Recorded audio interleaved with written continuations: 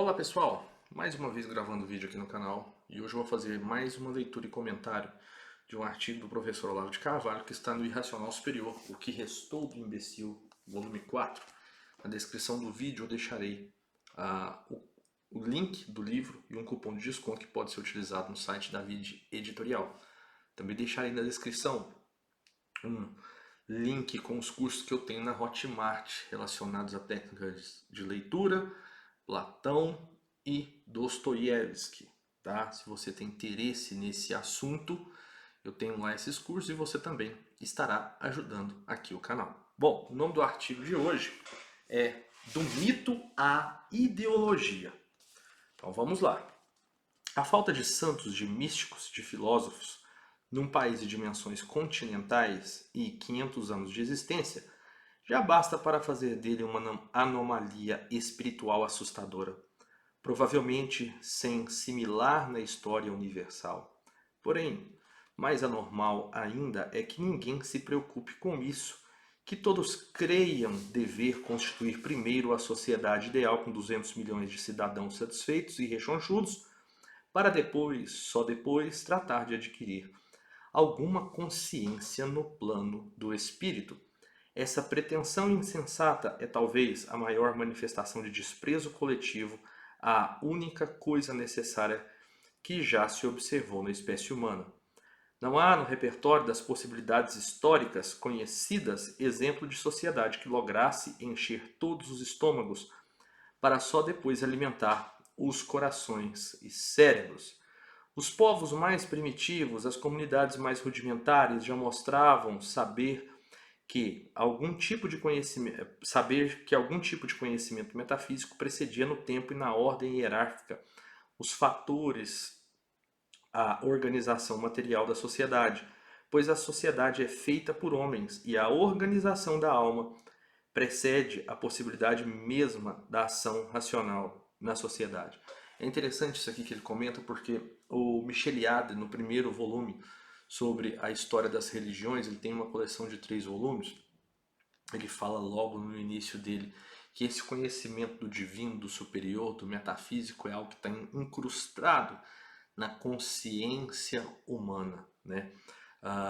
Porque muitos movimentos hoje têm a religião como uma mera criação, enfim, mas que nessa ordem do intelecto essas sociedades já tinham esse conhecimento metafísico, né? Como mostra o Micheliade. Né? Quem tiver curiosidade ali de olhar no livro dele sobre a questão das religiões, um grande historiador das religiões comparadas, quiçá o maior deles. Bom, a expressão mito fundador, ainda hoje nas bocas dos nossos acadêmicos, mas é evidente que eles não têm a menor ideia do que seja isso. Imaginam que se trate de uma enorme ilusão coletiva inventada por espertalhões da classe dominante para colocar os homens a seu serviço, uma imensa cenoura de burro a orientar o trajeto da carroça histórica. Santo Deus! Acham que mito fundador é ideologia. O conceito de mito fundador vem de Schelling. Um mito fundador não é uma ideologia. Ideologia é um discurso que não compreende a realidade, mas motiva os homens a substituir uma realidade que compreenderam mal por outra, da qual não vão compreender nada. Inspirados pela ideologia do socialismo, seguidores de Lenin substituíram a sociedade czarista, da qual tinha uma compreensão falseada pela monstruosidade incompreensível que foi a sociedade soviética. Inspirados nos falsos diagnósticos sociais de Hitler, os nazistas desmantelaram uma república que não compreendiam e puseram no lugar dela um pesadelo ininteligível. Guiados por pessoas que acham que o mito fundador é ideologia, um povo não compreende a raiz de seus males, se prepara neste país para produzir males infinitamente maiores que, se vierem a se consumar, talvez já não possam ser compreendidos por nenhuma inteligência humana. Sobre essa questão de mito fundador e de estruturação, tem uma coleção bem interessante do Eric Fögling que se chama Ordem e História. né? Principalmente no primeiro e segundo volumes, ele vai falar sobre as sociedades cosmológicas. No primeiro volume, principalmente, ele vai fazer a comparação das sociedades antigas egípcias, mesopotâmicas, né, com o que veio a ser o chamado salto no ser de Israel. Então, ele vai trabalhar essa questão desses mitos fundadores, ao redor de qual as sociedades se estruturavam, né? E aí veio Israel, a sociedade sob o comando de Deus. Ele vai fazer uma análise extensa ali no Antigo Testamento, até chegar na parte final que ele vai falar sobre Isaías do servo sofredor, para poder entrar no segundo volume e falar da Grécia e o desenvolvimento paralelo por outro meio através da filosofia, né? Ele vai analisar, é claro, Isíodo, Homero, até chegar ali nos pré-socráticos, né, em Platão, que ele vai analisar mais diálogos platônicos no terceiro volume, mas ele vai falar sobre essa estruturação da ordenação da alma. Existe uma ligação entre esse mito fundador e a ordenação da alma, ali ele vai trabalhar na Hélade, né? Ideologia é isso, um discurso que, partindo de uma falsa visão do presente, atrai os homens para a construção de um futuro que, depois de pronto, é feio demais para que suportem reconhecer nele a obra de suas mãos. Por isso, desiludidos de ideologias criminosas raramente se apresentam como aquilo que são, cúmplices fracassados de um crime sem recompensa.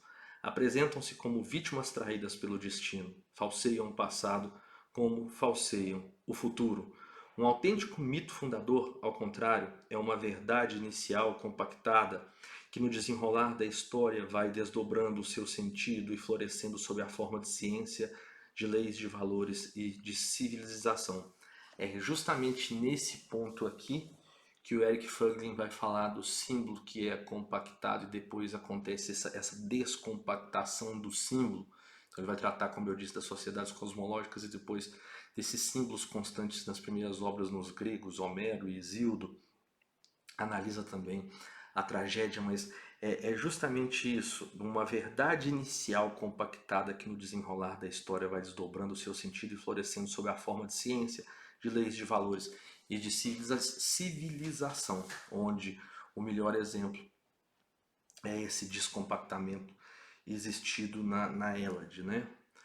Um mito fundador constitui-se, em geral, da narrativa simbólica de fatos que efetivamente sucederam.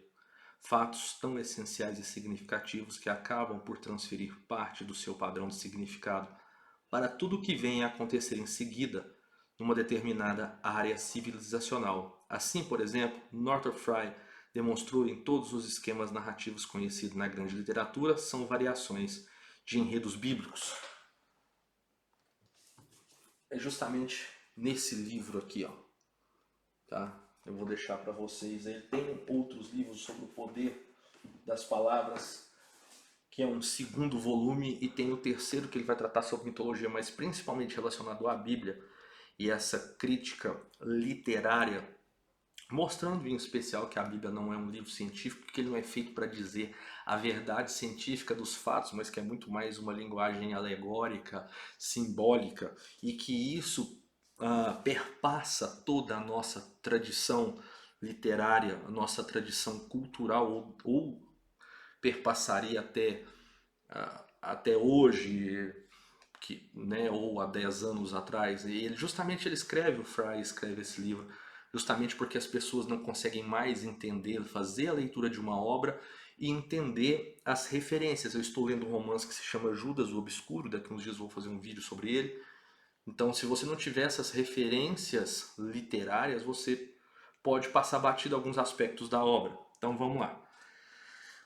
Ora, os esquemas narrativos de literatura superior são os padrões de autocompreensão imaginativa de uma civilização, e os padrões de autocompreensão imaginativa são, por sua vez, os esquemas de ação possíveis.